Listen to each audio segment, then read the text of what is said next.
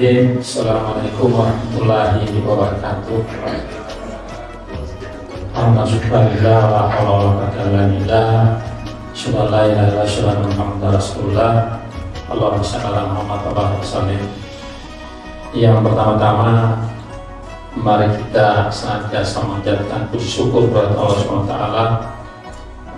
memperbanyak syukur kepadanya sebagaimana yang diwahyukan ya, nanti Pak Ustaz yang bacakan ayat ya, barang siapa yang bersyukur akan nikmatku niscaya akan aku tambahkan, dan barang siapa yang kufur maka azabku sungguh sangat pedih. Kemana ayatnya Pak Ustaz? Lain zakartu cuma banyak Ustaz ya. Jadi ayat ini tentu menginspirasi kita agar senantiasa kita banyak bersyukur supaya ditambahkan mati kepada Allah. Dan jadi bagi kita misalnya yang sudah punya istri, ya kita bersyukur Pak, supaya ditambahkan rasa kasih sayang kita kepada istri, bukan istri ditambah Pak. Ya, jemaah dulu yang sangat berbahagia, insya Allah hari ini saya coba usung tema yaitu lebih baik paksakan diri masuk surga daripada sukarela masuk neraka. Dalam kehidupan kita itu hanya ada dua sebetulnya yang diminta Allah SWT kepada kita, dua sih. Beda dengan kita banyak permohonan kepada Allah.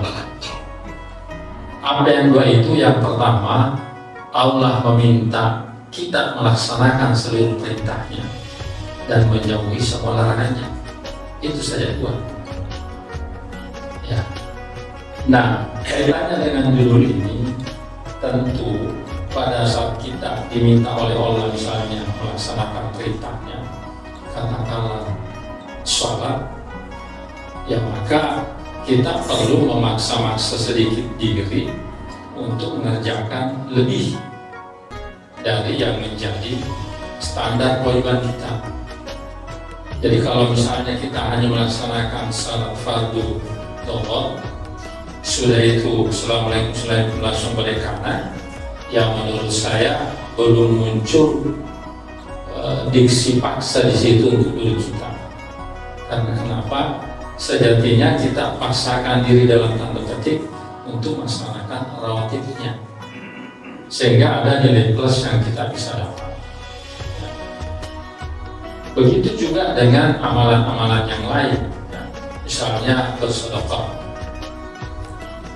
Yang kita paham ya, sedekah sebetulnya bukan hanya kuantitatifnya dibutuhkan, tapi juga misalnya keikhlasannya. Bahkan saya pernah mendengar salah satu ceramah bahwa misalnya sedekah yang paling baik itu yang memang tidak ada yang tahu ya. Jadi misalnya kalau saya contohkan, misalnya saudara saya Bapak Dr. Mardi sudah terima honor di ruangan saya ya. Yang tidak apa-apa, kasih masuk di amplop, selipkan di bawah pintu saya ya, kan nggak ada yang lihat itu Pak ya. Kalau misalnya tidak perlu banyak Pak. Kalau misalnya cuma 500.000 saja. Kalau misalnya Pak Dr. Mar mengatakan wah tidak enak saya sampah sekali, masa cuma segitu, 1 juta juga saya ikhlas terima Pak. Ya, pokoknya saya ikhlas Pak. Contoh berbuat baik Pak ya. Jadi ada banyak jalan yang memang kita sudah dituntunkan dalam Al-Quran untuk kita bisa lakukan dalam rangka yaitu tadi saya menggunakan memaksakan diri masuk surga. Sebab kalau kita tidak paksakan, itu nanti akan menjadi kontraproduktif dalam aktivitas peribadatan nanti pada Allah SWT. Tapi kalau insya Allah kita setiap saat paksakan, itu nanti akan menjadi terbiasa. Kita sudah tidak enak misalnya kalau selesai sholat tidak, kalau memang ada rawatibnya ya, kita tidak sholat sunat, jadi tidak enak dirasa. Begitu juga kalau misalnya sebelum sholat fardu misalnya lohur, tidak enak kalau kita tidak sholat itu. dan seterusnya. Sehingga ya itu tadi saya katakan bahwa butuh sedikit upaya paksa. Ya. Sama juga misalnya kita sholat lain, saya kira bukan pekerjaan mudah, tapi jadi butuh pemaksaan awalnya. Nanti juga lama-lama terbiasa. Coba kita lihat misalnya bulan suci Ramadan, bagaimana susahnya hari pertama, hari kedua bangun sahur, tapi kan begitu lewat hari ke-7 dan seterusnya, ya sudah biasa.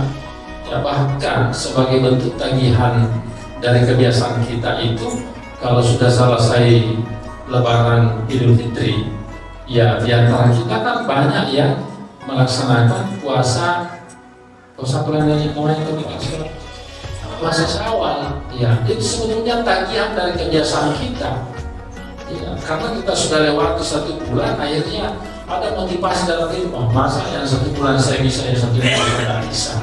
Nah, itu yang saya maksudkan. Nah, sementara kalau kita suka rela masuk neraka, tentu ya kita lakukan sebaliknya. Sudah Bapak Profesor Kasmir Azhar, ya kita masih cerita di tempat kita masing-masing. Nah, itu artinya ya suka rela masuk neraka itu kan.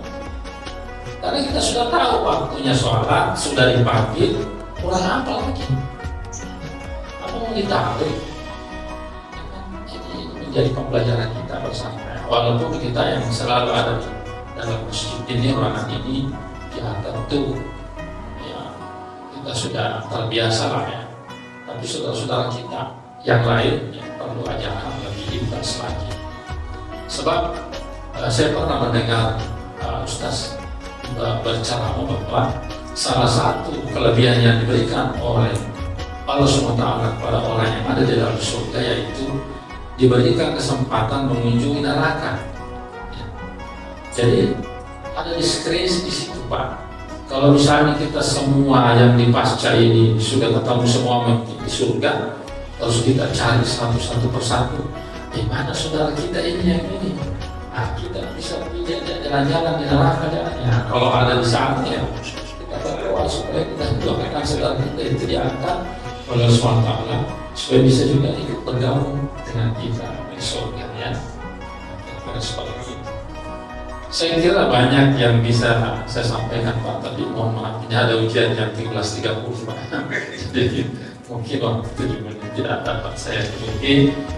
Saya pada akhirnya berharap semoga insya Allah apa yang kita sampaikan atau kita sama-sama dengarkan pada siang hari ini, walaupun mungkin singkat tapi bisa beribadah dari insya Allah SWT. Demikian dan kurangnya saya mohon dimaafkan. Wassalamualaikum warahmatullahi wabarakatuh.